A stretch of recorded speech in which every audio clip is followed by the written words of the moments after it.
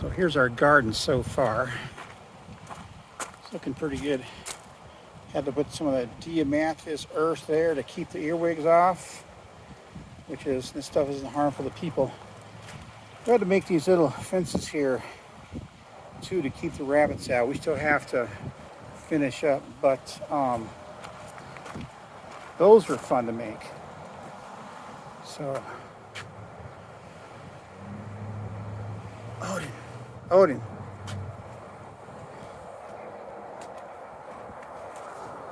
Hey, how's it going? Getting ready to watch part of season 7 of NYPD Blue. Excellent. But that's our garden, man. It's growing really super good, man. We're having a good time. That irrigation system we put in is going to work really well when it's hot. It's been raining a lot lately, but we'll see what happens. So I got my mail call in today, and here it is. 5,000, 10,000. These are the Kramer Zwilling by J.A. Henckels. Now, I opened the box, and these are laying flat on the bottom, no padding. All the padding's on top. I really hope to God they're not broken, man. It's going to piss me off. But it's one reason I like to buy from Amazon, because I can literally drive for like 10 or 15 minutes and go to a place and return them just that quick. So I'm going to open up downstairs and we'll see what they look like. And I'm going to show you some other cool stuff I kind of put together to store my stones and everything. It's going to be pretty cool.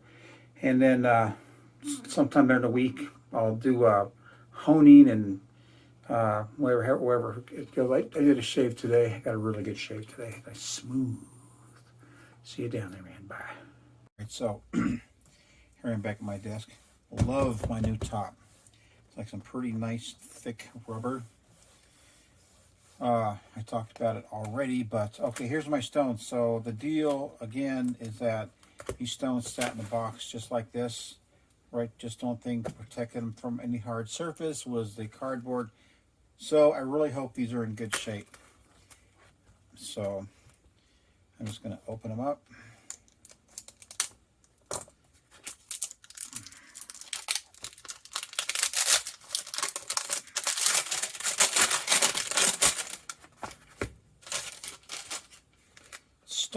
Stones like this are an investment. I believe anybody has any common sense who actually buys stones knows that. And you got to go through a lot to protect them sometimes.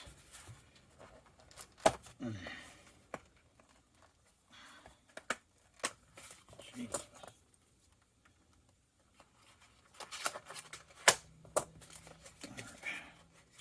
Well, I see bubble wrap, so that's good. It's not the best, like half inflated bubble wrap, but at least got that. So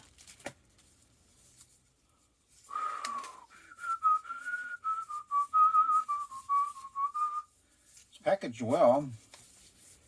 I mean, it's pretty darn nice looking so far. So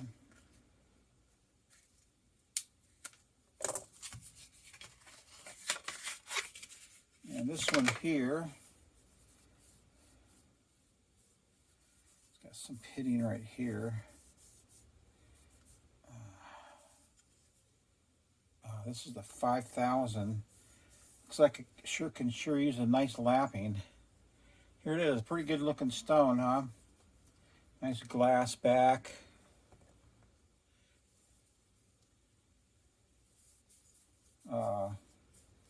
It's got some discoloration on it.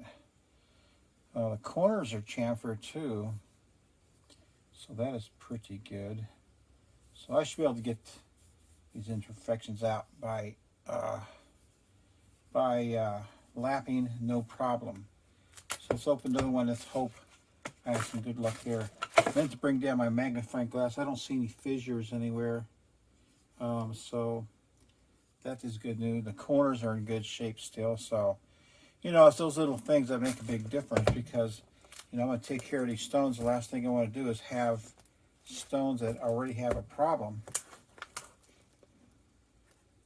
This one's wrapped a little bit differently.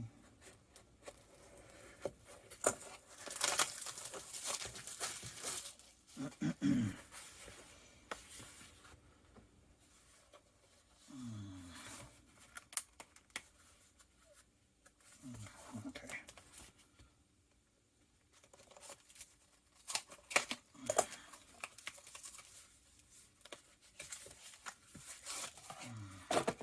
This is the 10,000. These aren't cheap stones, man. These are not cheap stones. Looks good, well packaged. Once again, making sure I'm not sticking my knife in too deep. This one is much more smooth. I don't see any fissures. The corners all look good. So, yeah, that's cool. Yeah, I'm going to reset the camera, and I'm going to move on to my storage, my new storage system I got. So, be right back. All right, I'm back. So, all right, this may look a little funky to some people, but I was looking for something I could put in a container that would keep my stones separated, and I found this at a thrift store for like $1.99. And it's cool because it has a non-slip right here, and so all these stones I have will fit in here just right, and so I'm digging it a lot. So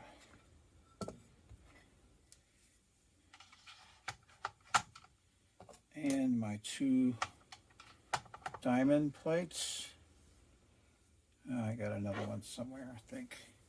All right, and here's my J-net, huh? So I dig it. Plus, I have room for my holder too. The very last spot. You know, it's pretty sweet. Like that. So,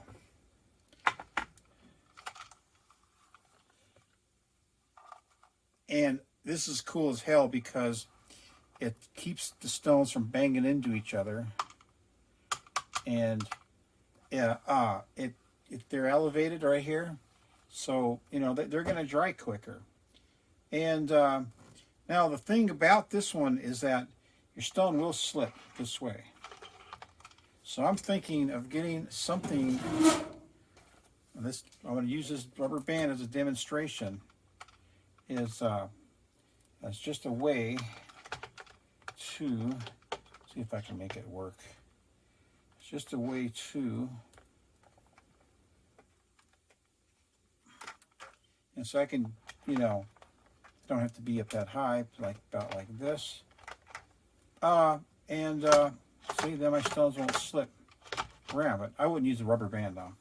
And so I'd have to do the same thing to the other side. And this thing is cool because it's non-slip. I'm just having a rough time turning it around. And I can do the same thing on this side, but it does hit right here. So anyway, I think this is a cool idea, man. You know, put another band right here, keep this stone in place. You know, get done using your stone, you put it right back. Cool. And just pick it up and move it. Yeah, I like it, man. I think that's a good system. If not, I'll find out later. But a couple things I bought too is now if you go to Shepton and look for a replacement thing like this, you know, you think they're cheap. They're like $7, and you like to charge like $7 shipping, you know. And I said, screw that. You know, I mean, I like to have one, but I don't want to pay that much. I bought these from the Container Store over here, and for like $1.99, something like that. And they're nice and lock right here. Check it out. So watch this. Put your stone right in there. See that? No big deal, right? And if you really wanted to have extra padding, you still have room for some bubble wrap. And there's a good space right here. So, you know, if you're going to transport your stones, you're going to want to pad them anyway. And this gives you enough room to be able to do that. Close it down. It's not the best, but I think what I would probably do is I'd probably cut a couple notches here and here, for example, and get some leather. I would tie a falconer's knot onto it and make my own little closer with some Velcro or something. So that's cool.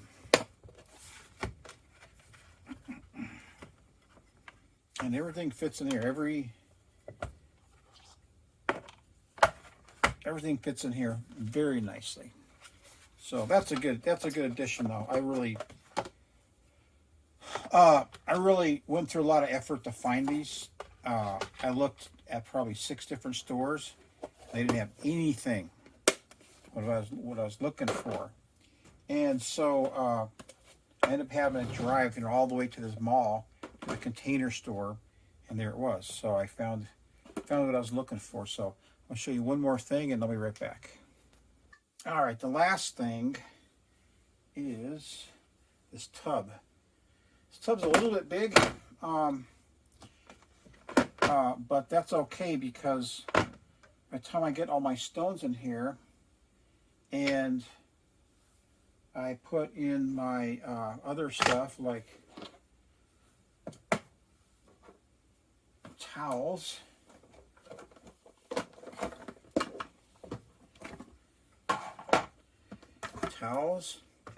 tape, scissors, 700 grit, 1600 grit, or 16,000 grit, and my pencil, and all the stuff that I need, then cover it up, just like that. I got my stones in there, and I could drop in my pond. See that? And my pond is sitting right there.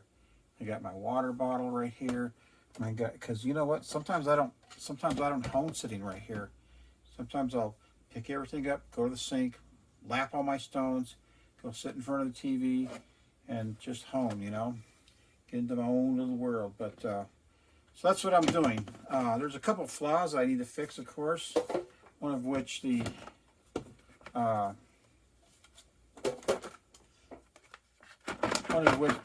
would move around a little bit, and I don't really dig that too much. So I need a container to put all this stuff in, so it looks nice and neat, so it's not flopping around.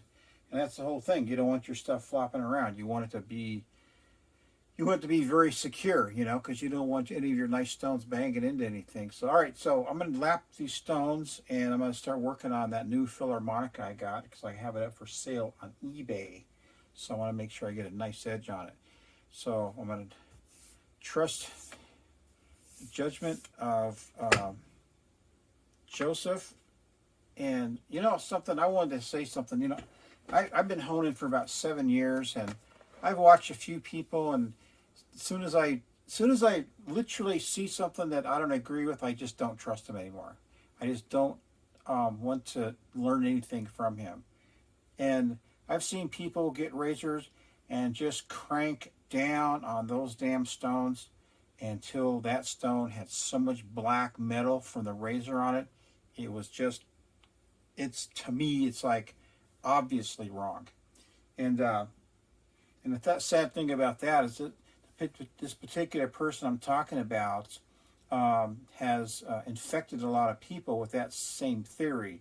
And I've literally watched people do that to their razors over and over again. And I've actually watched spine wear just develop so quickly on their razors. It was just amazing. And it's just shocking that people can't adapt. People should use their own head when they do certain things. I mean, it's okay to get a hint here and there. I mean, I got hints, you know, like using this Captain tape, or using this ink to ink my edges, and just different things like that. But personally, I've always trusted my own instincts, and I've never really, I never really trusted anyone enough to go whole hog with what their theories are, except for one person, and that's Joseph over at Edge Dynamics. You know, I believe everything he says. If he says the world was flat, I'm saying the world is flat to everybody. You know, because, you know, this guy is astonishing to me. He's a great talent.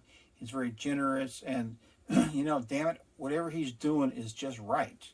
You know, he understands things, and I'm nowhere to his level, but I do take to heart what he says, and I believe a lot of it. But so, you know, you got to thank a guy like that, because, you know, you don't just meet people that you trust that much, that quickly. So,